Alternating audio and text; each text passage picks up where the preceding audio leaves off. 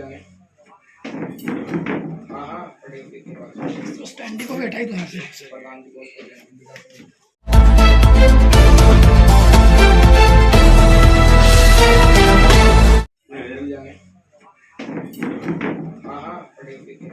तो स्टैंडी को बैठा ही तो यहाँ से।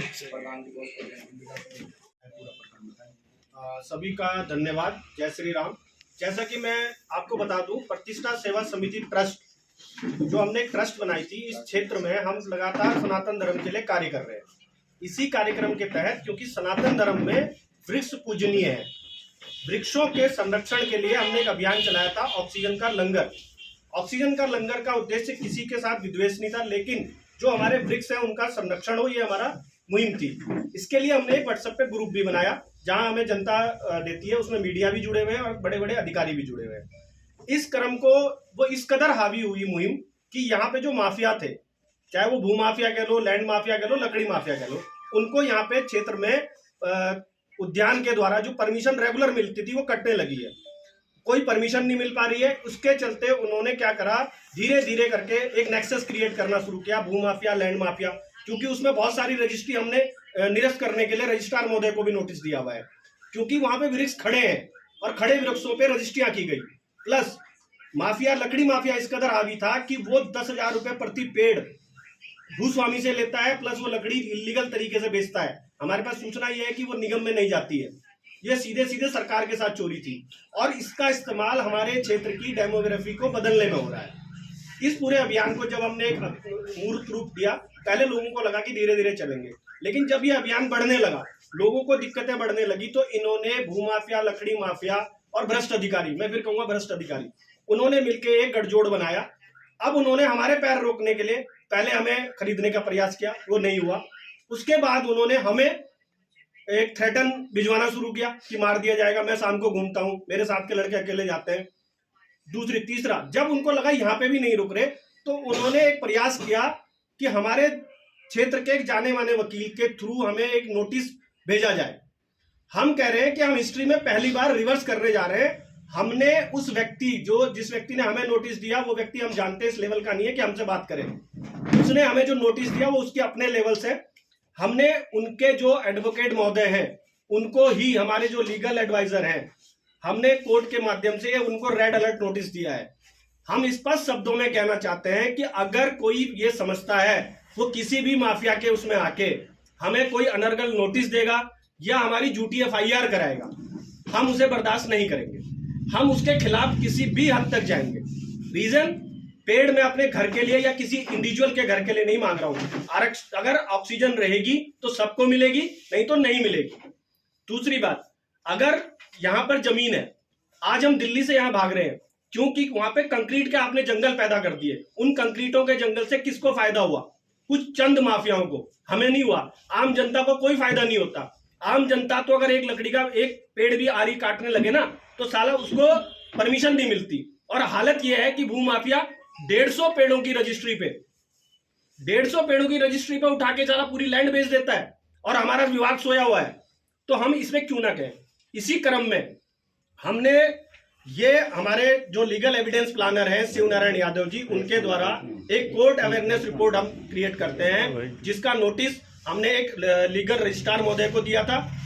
उस पर रजिस्ट्रियां कैंसिल करने को हमने बोला है। इसके अलावा ये नोटिस जो हमारे जाने माने वकील हैं पूर्व में यहाँ के वो भी रहे हैं, associate general JD Jain ji, मैं बड़े सम्मान से उनका रखता था, लेकिन उसमें मुझे नहीं पता उन्होंने क्या समझ के एविडेंस दिया, जबकि उस व्यक्ति के खिलाफ हमारे पास हर तरीके के सबूत है। हमने JD जैन जी को व्हाट्सएप भी कर दिए हैं, उनकी रिकॉर्डिंग है। वो माफिया खुद कह रहा है कि उसने यहाँ तक कि उस रिकॉर्डिंग में ये कह रहा है कि मैंने कौन से रिपोर्टर आए हैं, उनके जरा नाम बता, किसने पैसे तो नहीं लिए। ऐसा तो नहीं कोई पैसे वाला हो, मुझे नहीं लगता कि हमारा कोई रिपोर्टर बिकता है, लेकिन उसकी इतनी हिम्मत है कि वो उठ के ये बोलता है कि कौन सा रिपोर्टर आया, मुझे नाम भेज, ऐसा तो नहीं पैसे वाला हो।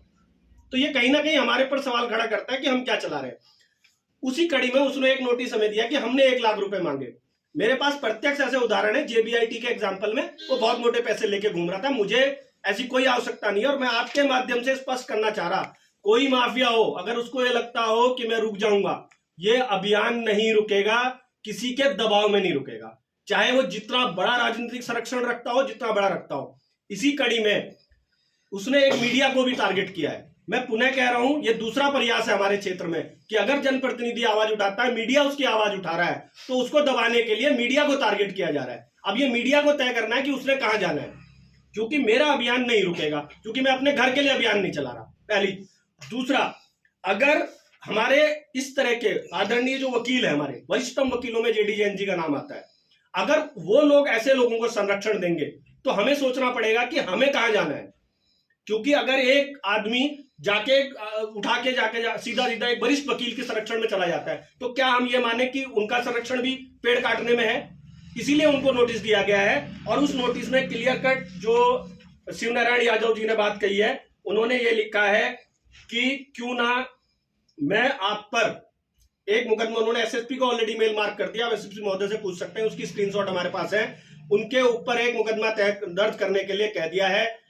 उनसे उस मुकदमे के खिलाफ 2 करोड़ रुपए वो उनसे लेना चाहते हैं, या 20,000 वृक्ष जेडी जैन जी को लगवाकर वो पुण्य कमाना चाहते हैं, शिवनारायण यादव जी। उनका नंबर हमने सार्वजनिक किया हुआ है, आप उनसे बात कर सकते हैं।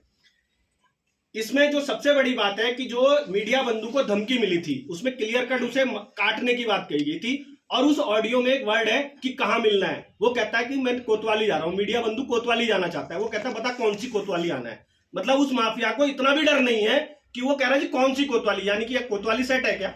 मैं सीओ साहब से भी ये कहना चाहूंगा, अगर उनके संज्ञान में नहीं है तो उन्हें संज्ञान में लेना चाहिए कि वो इतना बड़ा माफिया है क्या कि वो कोतवाली भी मैनेज कर रहा है।